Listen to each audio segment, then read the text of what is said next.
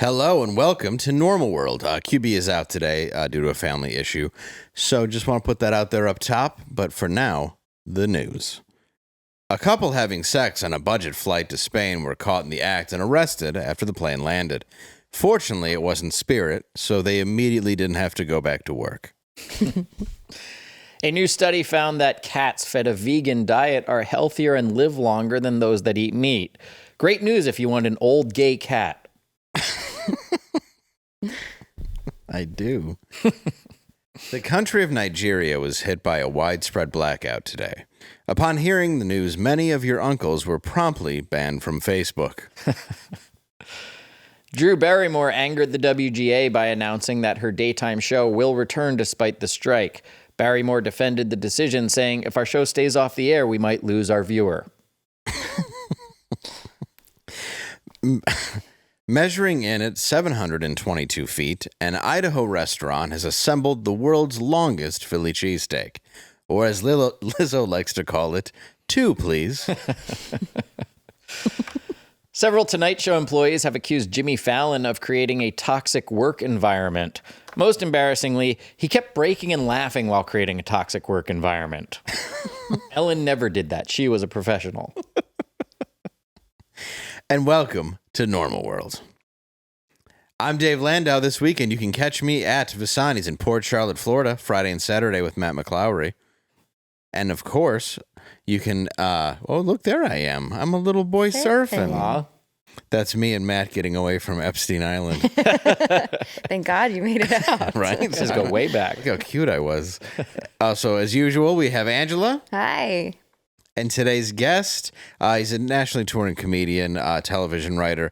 Please welcome Adam Yenser. Yeah, thanks for having me. Yes, my pleasure. Did I get your name right there? You did. You've gotten it right every single time you've ever said it. Isn't that crazy? Yeah, you're the only one. I know. I'm the only guy who's done it every time. There's a lot of times idiots will say Yesner. I can't imagine the garbage human beings that would be. Dave's really good at names. Yeah, I'm top dollar at it. I'm not some common street trash that would ever say that. I guess Lizzo's vegan. I don't believe that. No. That doesn't seem possible. Although, that was part of the allegations against her, though, that she made whenever dancers like eat a banana out of a stripper's private parts or something, wasn't it? Oh, yeah. That was the fruit by the foot deal. She's like, I'm going to sit. She's just sitting there eating a jack-o'-lantern. Old Jack. So, Yeah. Like what Lizzo, she's vegan like the hippo at the zoo. Yeah. Yeah. Hungry Lizzos. Yeah. It's one of my favorite games to play. Yeah. Except you don't want to actually be near it. Yeah. It'll take your hand off. Show me how vegan that is. Low-hanging fruit, which she doesn't eat. So anyway, well, you know Drew Barrymore, right? I've heard of her, yeah. Do you know she has a talk show? I've heard rumors of that too. I've never seen it. Evidently, it's real. She has a daytime talk show, and it's so important that she is going against the SAG and WGA strike to go back to work. America demanded Drew Barrymore back on the air. Well, yeah, they're sitting around all day going like, what? Like they're waiting to get their car fixed, the daytime TV. There's no white noise in the background. Yeah, there's nothing to let their dogs listen to when they go grocery shopping. That should be her tagline. The Drew Barrymore Show, #1 in dogs waiting for their owner to return from the grocery store.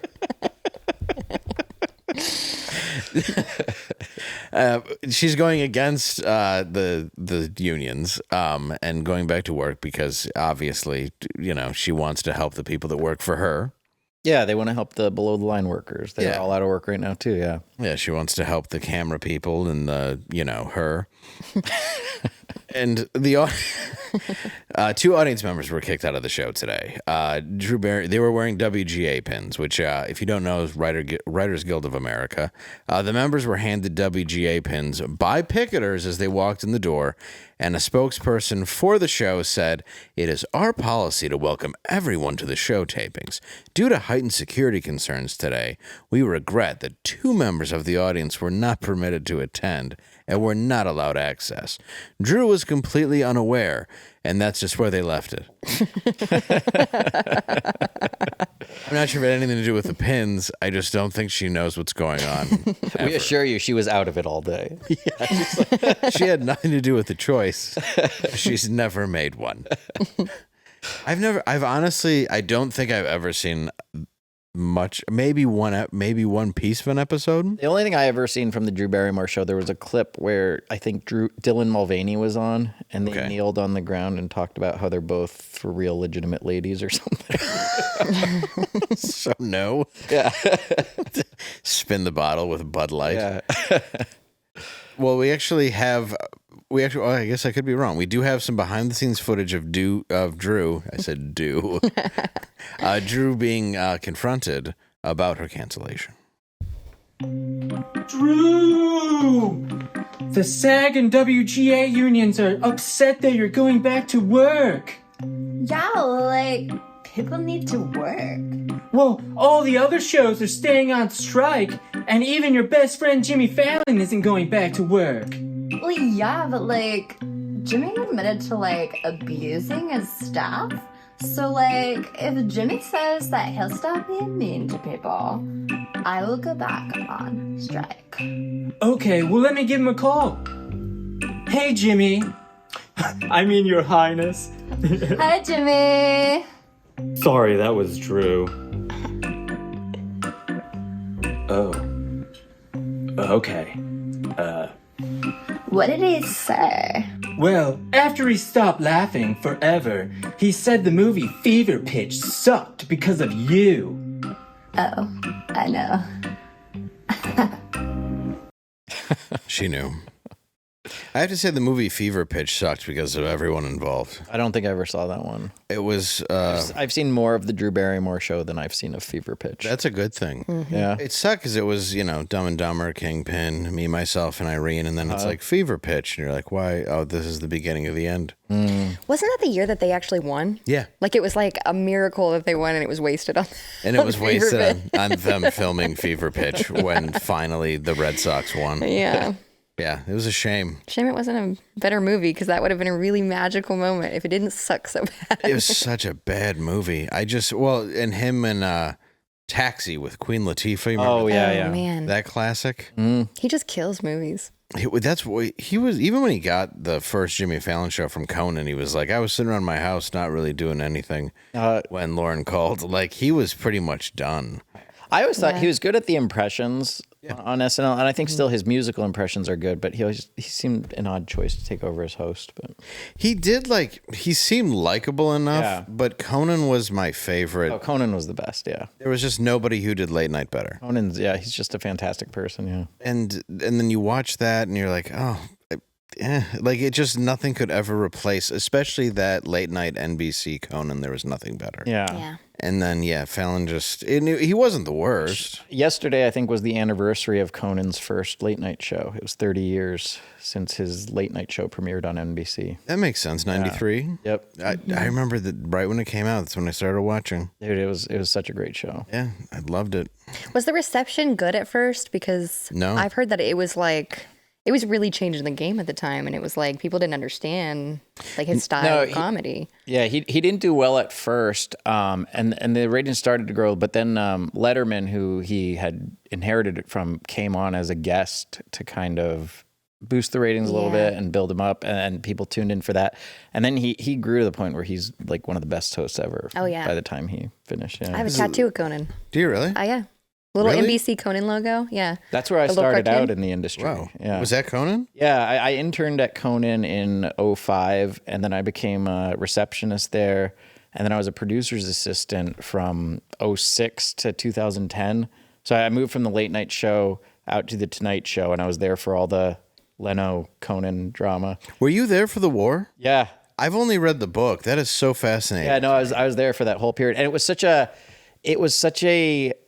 a tough time because the show was kind of ending and being pushed out, but it was one of the most fun times to work there because there was like these fan rallies outside of Universal Studios and people holding up signs. There was a day when it was like raining, pouring rain, which it never does in LA.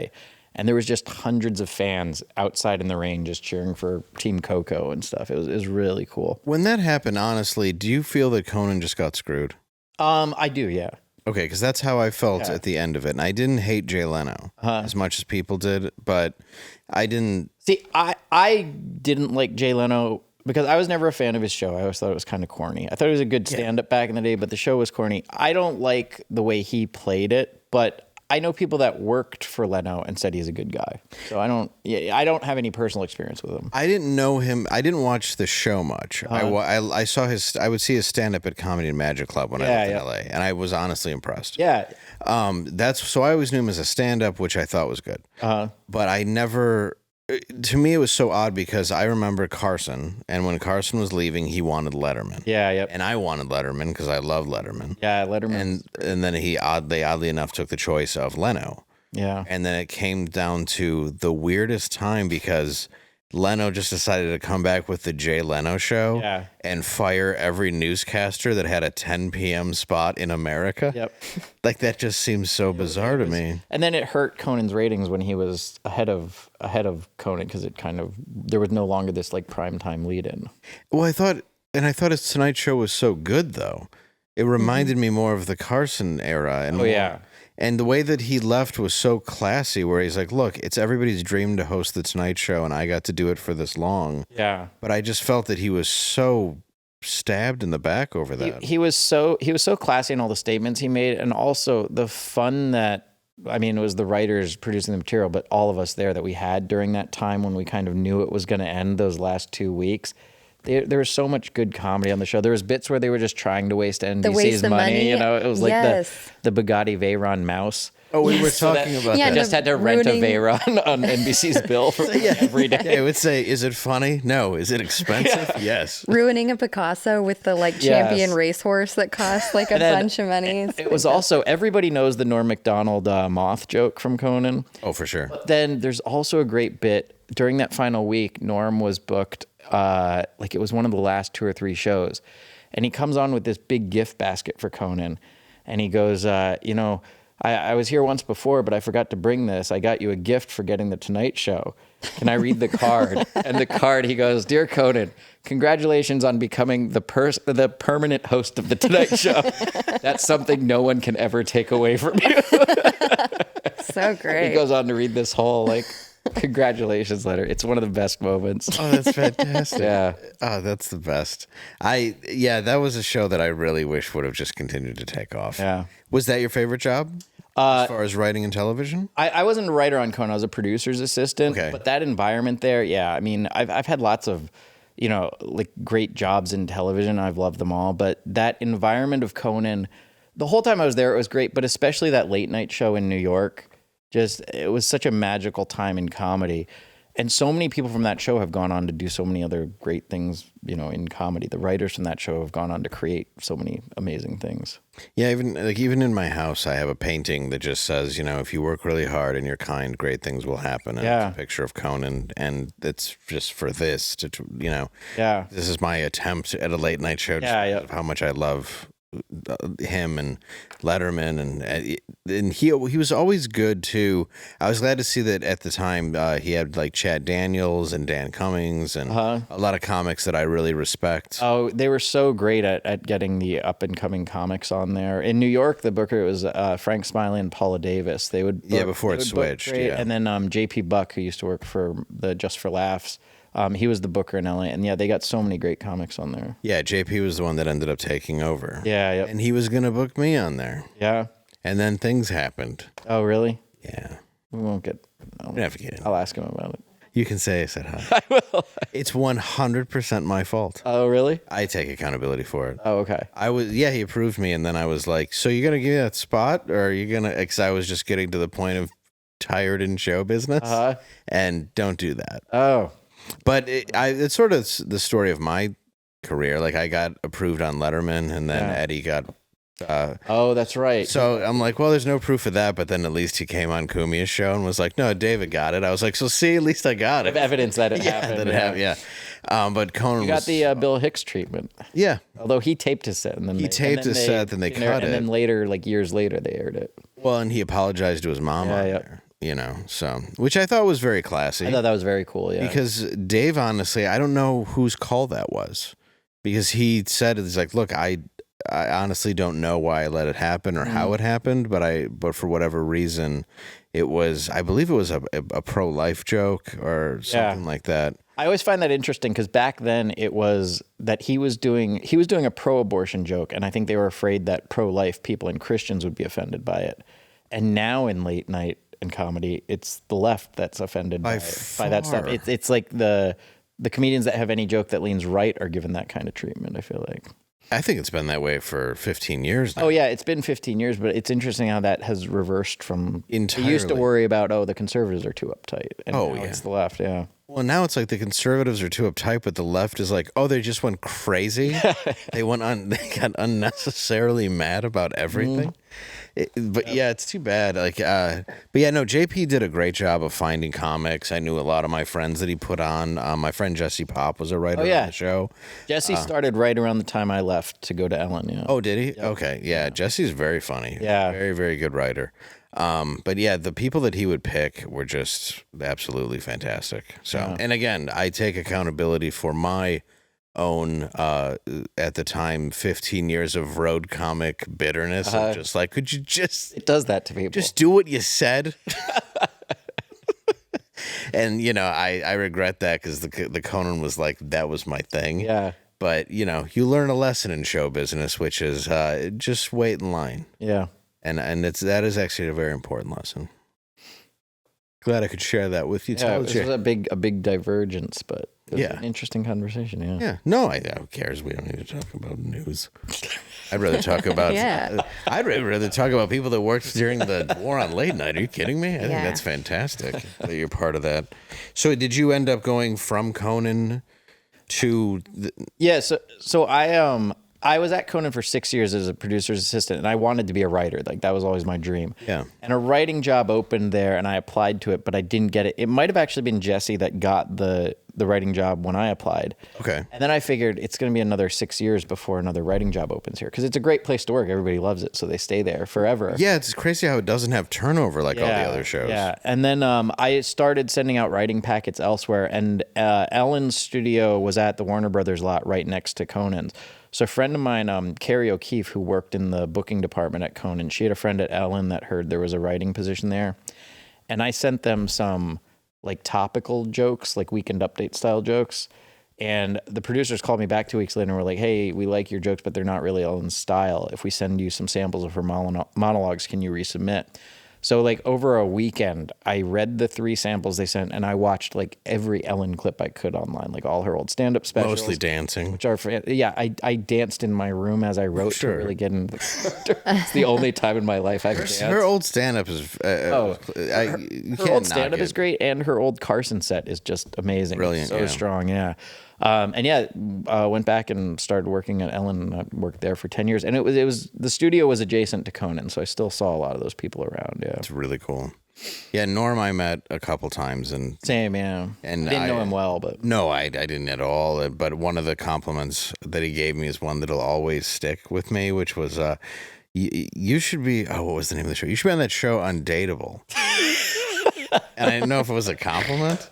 And he goes, because, that takes place in Detroit, and you're from Detroit, and, they're not funny, and you are. Yeah. And I was like, thank you. That's just the best way to say it. But at first, I didn't know what the show he was referencing was, so I just thought it was, like, calling me ugly. Yeah. But then I looked it up, and I was like, oh, it was like a Chris D'Elia show or something.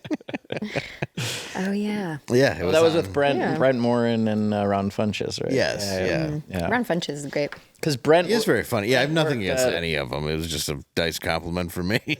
Yeah, Brent actually worked at the Tonight Show with Conan with me as a PA, I think. Okay. There, yeah. Yeah, I think he may have done Anthony's show with me before.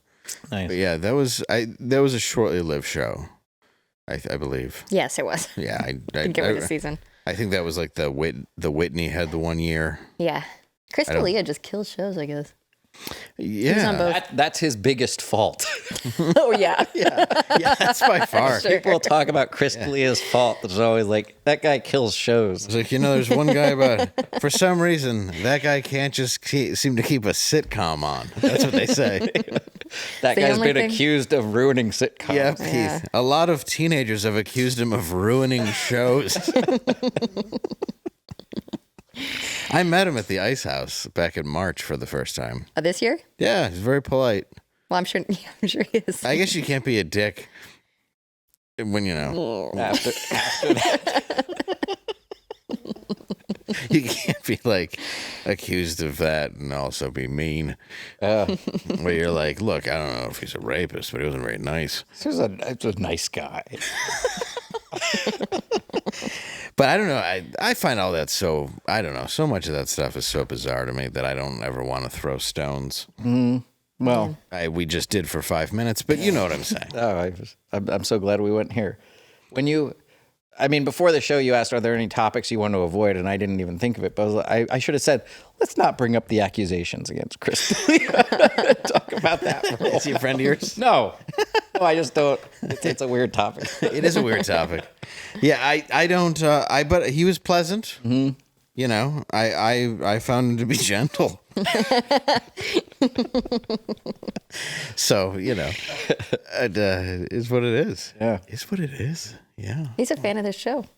Is he? No, I don't know. I mean, he watched, the Ice House is bizarre because Johnny Buss, who owns the Lakers, redid it. Yeah, Have you been? he took over. I haven't been back since it reopened, no. Like when you walk in, it's just like the old Ice House, but for some reason there's a now new room that's like a lounge for celebrities. And it's like an all velvet lounge with a giant chandelier. It looks like Wilt Chamberlain's blowjob room. And for some reason there's a two-way mirror that you can watch the comedy show. Oh, really? Very bizarre. So when I was walking through there with my friends, that's where he was. And I was like, this is an odd predicament. And yeah, that's where we met him. But yeah, he was just like, hi, I'm Chris. Oh, nice to meet you. Yeah. You know, and then my friend's wife was like, was that? And I was like, yeah. That's him. Yeah, I met him years ago at the Comedy Store because I was friends with Brent, and Brent would perform with him all the time. I met him briefly. I never really had a strong opinion about him one way or the other. No, I never, I don't know, I'm a comic, so I don't really watch a lot of specials, and Yeah. you're like, yeah, he's the bestest. I've seen him live. Did you like him? Yeah, I used to be a really big fan of his. Were you? Mm-hmm. Yeah, what happened? I just grew out of him, I guess. I just got too old. That's what he said about you. Just outgrew him. There was a 1 in front of the number. Yeah, I got into the 2s, and it was Yeah, it was just 20s. Sorry, Chris. There is one weird story though where I'm not gonna say I'm defending anything, but the accusation is he called a girl up to his room. He called down to a front desk, and he said, my air conditioner is broken, in a 5-star hotel, and the front desk girl went up, and he was naked in his room, and I was like, yeah, here's the problem with that. I've stayed in a lot of hotels. The number of times the front desk girl comes up to fix your air conditioner, roughly 0%. Well, if it was hot in there, I could see why he would be naked. Well, yeah, but never once would they have desk girl. They have like a big fat guy that comes to do that. They have a guy who does that. They don't send the front desk girl to be like, let me fix your air conditioner. And then he's just naked in there like, hey, it's hot in here. I'll tell you what, though. I don't know what kind of sheets he likes, but I'll tell you what kind of sheets I like. Miracle Made. They're inspired by NASA. Miracle Made uses silver infused.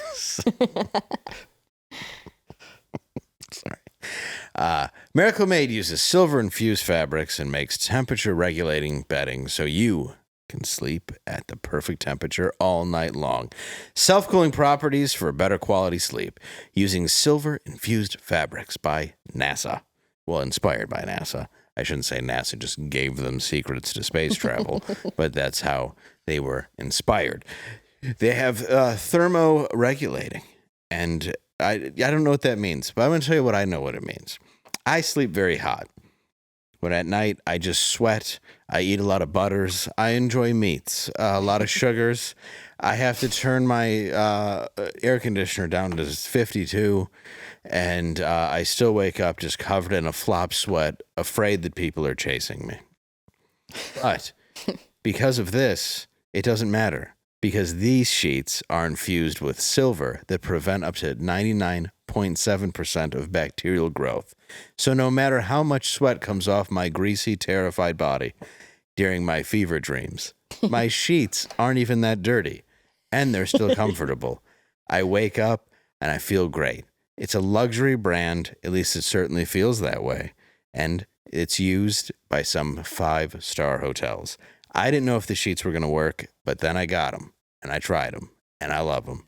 And I got to tell you, you should give them a go. TryMiracle.com/normal. Do go there, and you can save 40%. And if you use promo code NORMAL at checkout, you'll get 3 free towels and save an extra 20%. So again, let's go to TryMiracle.com/normal and use the code NORMAL to claim your free 3-piece towel set and save over 40% off. Again, NORMAL is the code. And you won't even have to call the front desk girl to come. No. Like, you don't have to be like, my air conditioner's broke. I'm already cool enough from these sheets. Yeah. I don't have to make up an alibi. It's the first time I've seen a podcaster go from a story about an alleged rapist to endorsing sheets. They're never going to. It's a good segue. I guess you've never seen me do a commercial. What was it the other day? We were talking about, oh gosh, some sort of sex crimes, and then we had to talk about underwear. Oh, man. And it was like, Yeah. an awkward segue. And I like that underwear too. It's good underwear. It's really good underwear. It's Undertack. Undertack. It's great. I don't have this stuff. I'm gonna get the sheets and the underwear. I gotta try it out. You know how your fly in your underwear just is like suctions, like a fish mouth, if you will.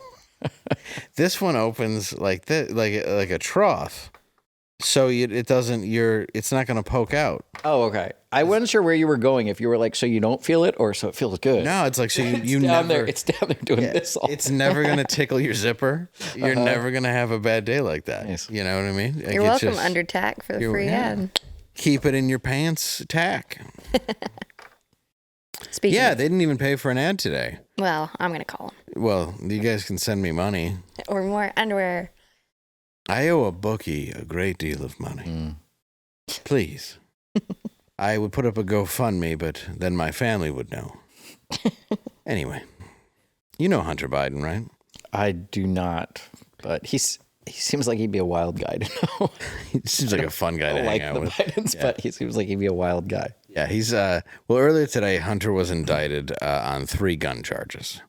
The charges came weeks after the unexpected collapse of a deal with federal prosecutors. The most serious charges carry up to 10 years in prison and up to $250,000 in fines. 2 of the counts charging him with lying about his illegal drug use while purchasing a revolver in 2018. The 3rd count charges him with possession of a firearm by a person who is an unlawful drug user. Not anymore. The White House referred requests to the Justice Department and Hunter Biden's legal team. Hunter did write in his own memoir that he was addicted to crack at the time he bought the gun. That's a stupid thing to add if you're going to get in trouble for it. Yeah. Confessing crimes in the memoir. Yeah, especially if it's not past the statute of limitations. Yeah. Like, you shouldn't do that. You gotta wait till later. You gotta wait a few years and then say, "Oh yeah, I did it." Yeah, be like, who's that poet? Alan Watts? I don't know this story. I don't think. I don't know who that is. I can. What are they? No, maybe it's not Alan Watts. He used to hang out with, Jack Kerouac. Oh, Ginsberg, Allen Ginsberg. Allen Ginsberg, yeah. That pedo that people hilariously quote. They're like, Allen Ginsberg once said, yeah, Allen Ginsberg was a pedophile. Stop quoting him. But there's even lines that are very pedophilic in some of his poems. Yeah. It's very obvious, yeah. He's a monster. And people think they're intelligent because they've cut and paste something.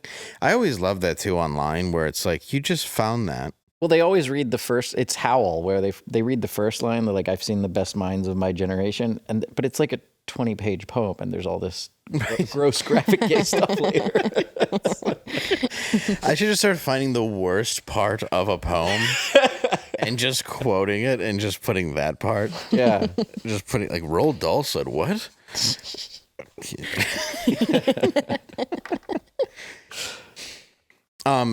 Well, anyway, so Biden knew is what we found out today.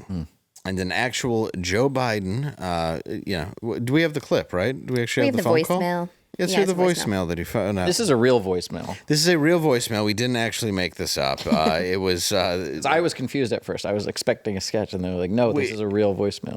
We shot so many sketches yesterday and one today with you that I'm very excited to have come out that we didn't have time to make a fake one. But we would have. Well, I want to hear the real one. Let's hear it. It's Dad. I called to tell you I love you. I love you more than the whole world, pal. Can I get some help? I don't know what to do. I know you don't either, but I'm here no matter what you need. No matter what you need, I love you.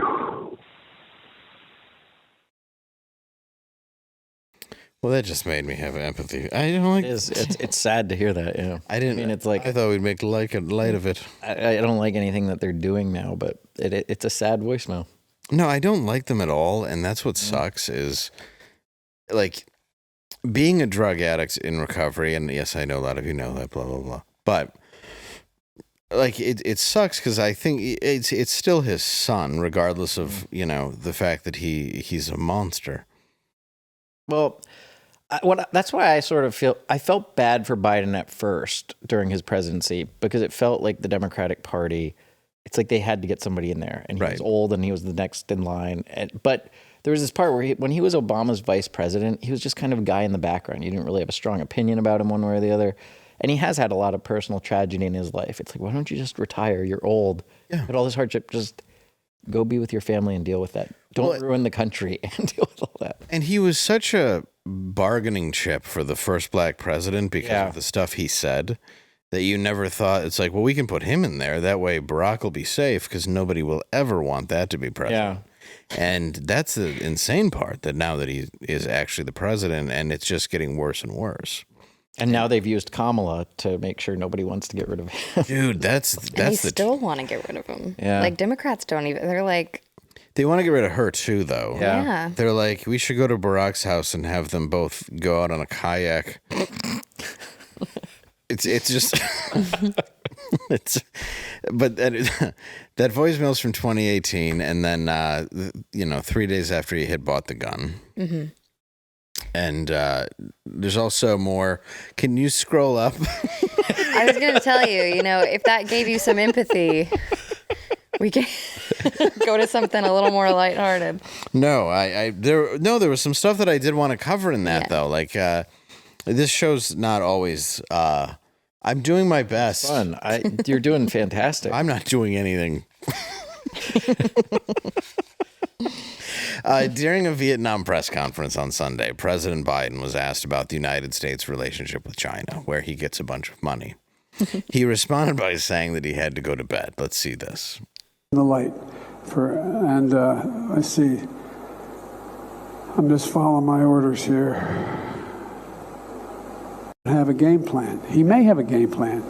He just hasn't shared it with me. But I tell you what, I don't know about you, but I'm going to go to bed.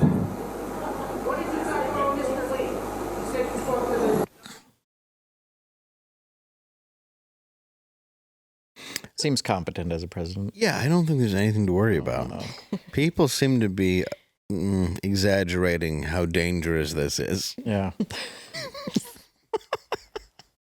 We're all going to die. I think I'm going to go to bed. Do you think he did right after, too? I think he goes to bed almost immediately after every appearance he makes. I think they wake him up out of his coffin. There was that thing, it was a month or so ago, where I just got like a CPAP machine. It has those like the mask thing. Oh, you don't have to explain it to me. You bet. But he came out with those lines and they said it was from a CPAP machine. And it seemed like he literally just woke up and that he went out and... Which is odd at the time that was. Yeah, it was in the afternoon. Yeah. I also, I have a CPAP machine, but during an afternoon nap, I don't necessarily put it... Yeah, I'm not that at risk of dying, but for a full night's sleep, I throw it on. I think he's at risk of dying every most moments of the day. You look completely healthy, though. Well, I'm pretty healthy, but there's something with where my throat closes at night. It's a new thing for me. I just started it. No, mine's I found out about 2 years ago. Oh, okay. Yeah, I found out this year. Yeah, and then I get to be the youngest one on the plane carrying around my little... See, I don't... How do you find out? You just can't breathe at night? You just wake up like not breathing? Well, I would snore, and then also I would get a full night's sleep and still be tired in the morning. And so then they do like a sleep test, and it turns out like your throat closes and you're not getting like oxygen, and so you wake up and it raises your blood pressure, and this machine like keeps your throat open. Yeah. All right, just curious. Actually, mine was closer to 7 years ago. Now that I think about it, I didn't have a great concept of time. My wife kept telling me that I was snoring. And she would make me sleep in the yard and in the basement and constantly kick me really hard, like in a way that it would leave bruises. And eventually I went and I was like, I understand that I snore when I sleep, I'm told. And that's when I did the test. And they were like, yeah, you die whatever during the night 4 or 5 times. And, you know, sadly, I get up. So... So I went in and they're like, yeah, you have, which I wasn't surprised. Yeah. I always knew I was a snorer. My dad snored. I knew a guy he snored and his wife made him get like his uvula removed. Really? Yeah. There's That like seems drastic. It is drastic, right? And it didn't stop him snoring, so. My friend made his wife get her ovaries removed. Because she snored? I don't know. We'll try She was this. annoying. Just guessing. He didn't go into detail. I was half listening. Just scrape him out. Get him out.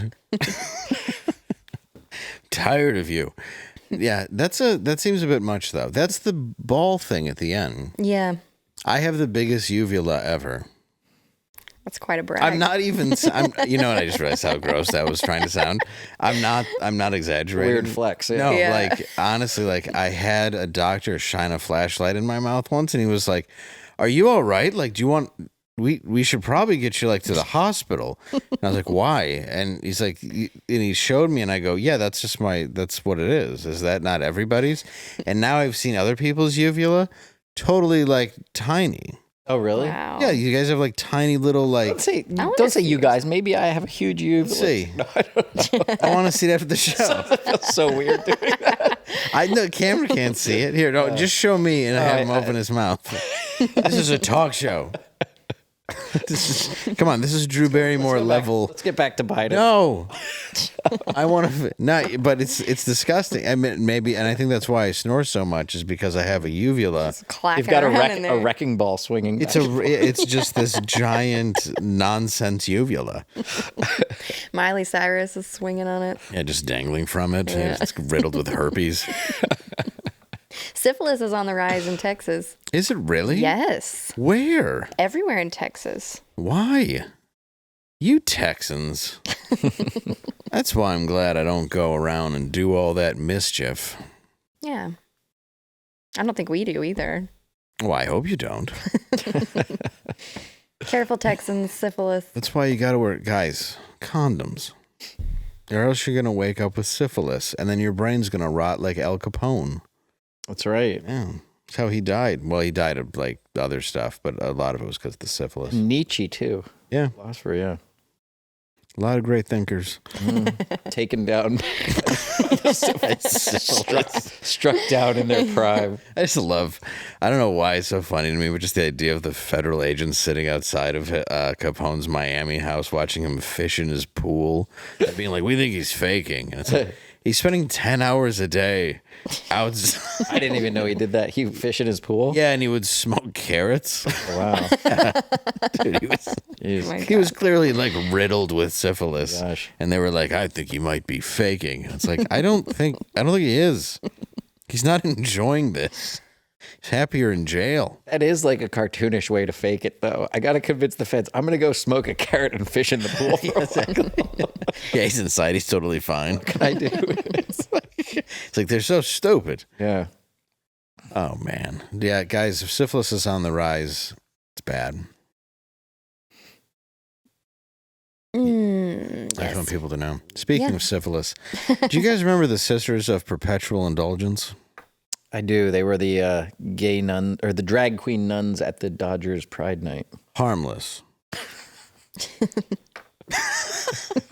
Good for kids. Those innocent Yeah, they wanted drag queen anti-Catholic nuns. Yeah, the drag queen anti-Catholic nuns that wanted to, and I felt it was important to bring it to baseball. That was the one thing that was missing. Yeah, because I was like, whenever I bring my son out to a ball game, we'll go to a Tigers game, and I'll be like, I just wish there was a man dressed as a nun. Oh. Yeah, See, I couldn't put my finger on it. I was like, this is kind of fun. There's just one thing missing. Yeah. And then they nailed it. And I was like, oh, that's it. That's it. It's Sister Mary Dick out. Yeah, you shouldn't put your finger on that. What an why ruin everything? And you are. You. Me? Oh. No, not you. Were you really I know that. No, you're not dressing up as a nun at a baseball game still. Well, not still, but Oh, you learned your lesson. I did. We beat her. One of our guys at the Babylon Bee, Garrett, he's in a lot of our sketches. He and a friend, they had tickets randomly to go see the Dodgers. And he didn't realize when his friend invited him, it turned out being that Pride Night. So they went, and there was gay guys dressed as nuns all around. What a good prank. Why have it? I don't know. You just have to sit there and you're in your ball cap and team jersey. Mind you, the guy behind you just looks like he's from a horror movie from the late 70s. Just everybody around you looks like it's just a monkeypox outbreak. I forgot about monkeypox. Monkeypox. I forgot about it. Yeah, monkeypox came and went. It was so fatal. Mm-hmm. It was like Super AIDS, if you remember that. Yeah. Super AIDS was around. They're like, it's here. And it's like, it's not going to last if it's that super. And it didn't. Maybe we'll find out in a few years that a lot of great thinkers died of monkeypox in this era. It's a shame. All of our greatest philosophers. The best ones. Gangsters. And gangster. I feel like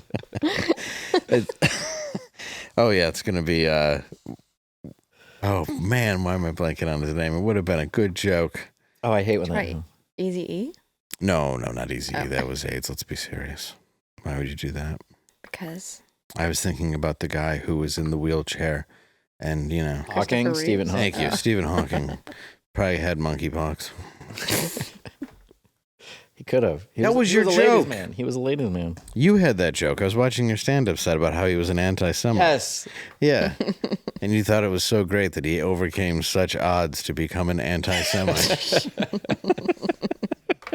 I'm glad you said that's one of my jokes that I've forgotten. Like, you ever do it so long and somebody reminds you and you're like, oh, yeah. Like, I haven't done that joke in probably 4 or 5 years. I love that joke because just, the crowd's like, go on. And that's exactly he overcame incredible odds to become an anti-Semite. I love how somebody who is just completely, their body is ravaged and they're destroyed, and they want to tell you why another race is inferior to them.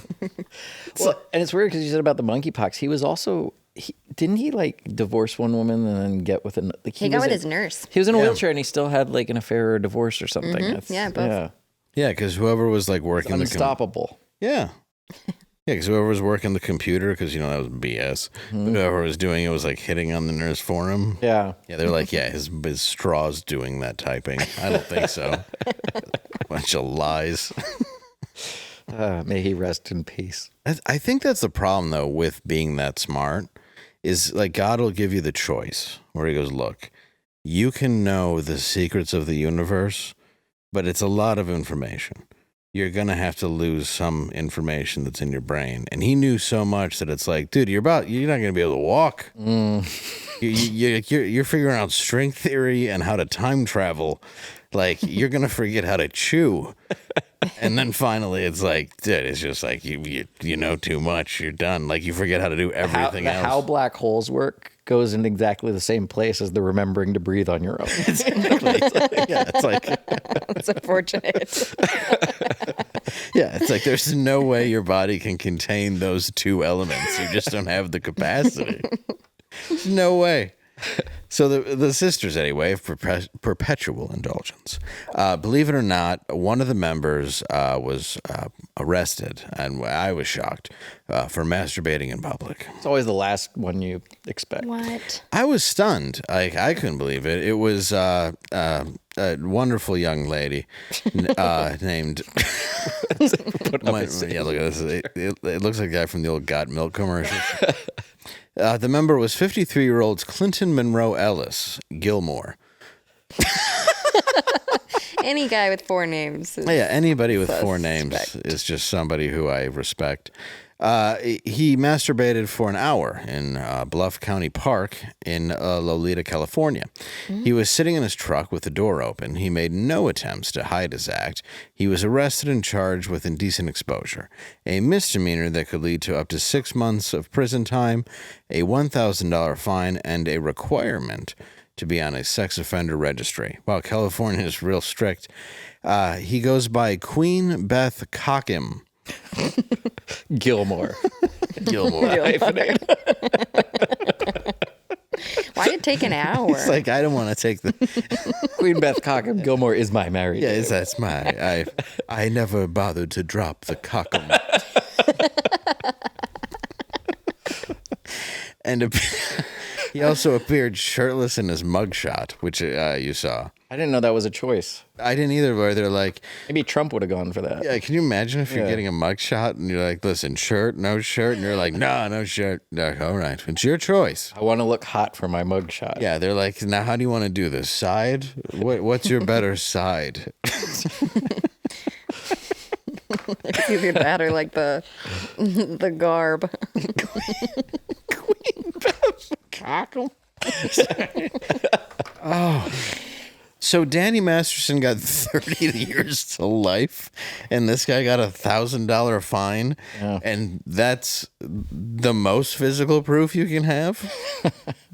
I'm not saying Danny's innocent. I'm just saying, yeah, you don't have a ton of physical proof, but then you have this guy masturbating in front of a park. With the door open. With the door open. No effort Yeah, to hide it. Which, by the way, for an hour. Yeah, that's what I was gonna say. What, like, is it an hour?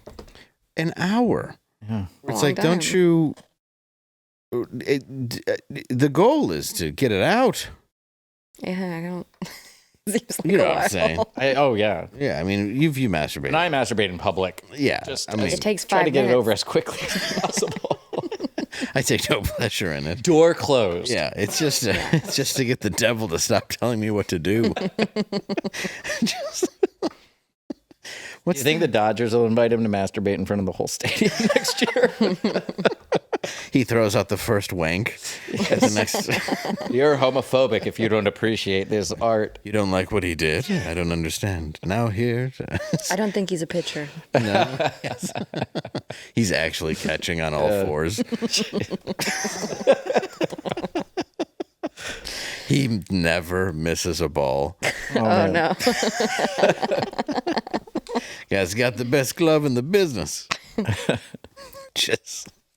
Well, we have run out of time for today's show, but I want to thank you so much for coming. Oh, thanks for having me. This was such a blast. I really enjoyed having you, and we hope you come back. Oh, I'd love to, man. This was so much fun. And we have a sketch coming out with you very soon that we got to film today. That was a blast. Where can we see you perform, though, more importantly than anything?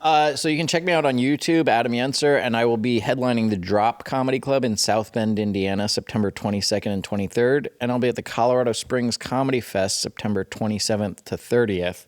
And I'll also give a shout out, get the Babylon Bee Guide to Gender, which the Babylon Bee is selling right now. Yes. They brought it in. It was great. Yeah. It's so good. Very, very funny. You can see me, if you'd like, at the Wonders Theater.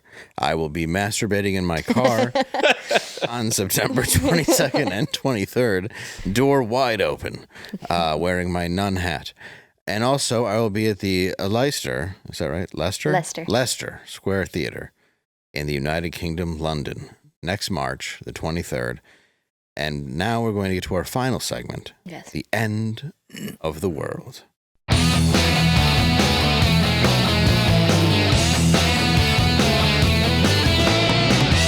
Wow.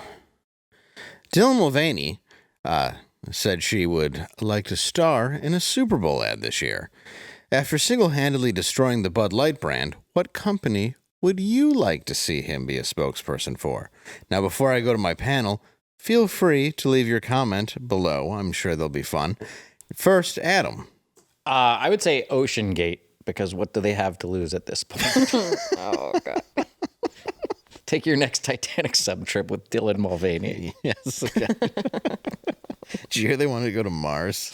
Do they really? Yeah. Oh, And there's man. people that are like, okay. It's like, yeah, you should really trust them. They're good with the sea. Why not? A pressure. Why not air? Pressurized Yeah, cabin. anything pressurized seems good. They've got the new PlayStation controller for this one. Yeah, it's a brand new. Seriously, guys, we spent over $100 on it. It's fine. Bring your kids. All right, Angela. Pfizer. Oh, I like that. Yeah, you should do Pfizer, There girl. you go. I say Snickers because you're not yourself when you're hungry, and I'd like to see him turn into literally anyone else. Thank you very much for tuning into Normal World. We will be back next Tuesday, same place, same time. Good night.